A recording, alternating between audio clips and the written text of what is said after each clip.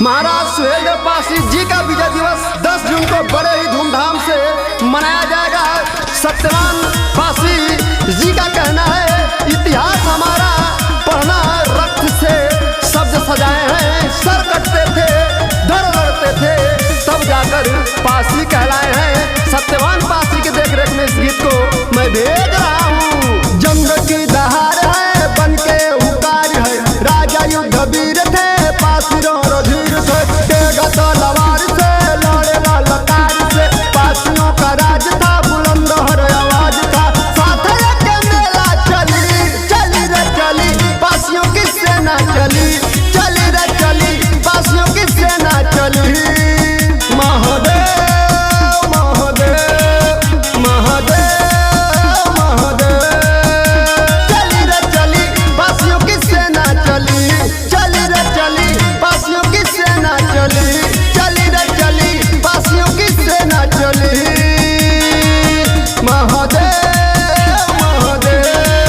माननीय धनंजय पासी एडवोकेट कौशाम्बी से और साथ ही साथ बड़े भाई प्रिंस पासी युवा समाज सेवी जिला जौनपुर से कहते हैं, अपने मन से मैं जानता हूँ महाभारत के किरदार को, मैं निमंत्रण नहीं दूंगा कृष्ण की अवतार को, क्योंकि जानता हूँ महाराज सुहेलदेव पासी की ललकार को। महादेव के लाल थे काल थे पासियों के किल थे सब इसी से हिले थे, बहराइच के राजा थे सुहेलदेव पासी दादा थे, साथ में पासियों के बरछिया भाला थे।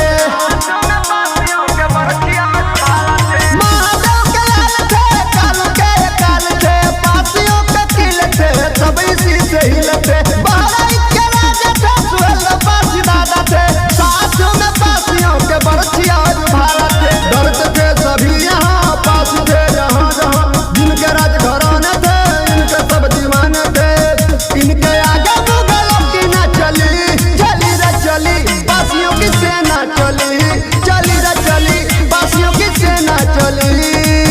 महादेव महादेव महादेव महादेव। और प्रमोद पासी जिला जौनपुर से, मोहन पासी नसीरपुर फरीद दारानगर कड़ा कौशाम्बी से, साथ ही साथ राजेश चंद्र पासी जिला उपाध्यक्ष उन्नाव, निवास राम स्वरूप 16 नारायण दास खेड़ा उन्नाव, प्रहलाद पासी जिकरपुर जिला मोहाली पंजाब से साथ साथ चल रहे हैं।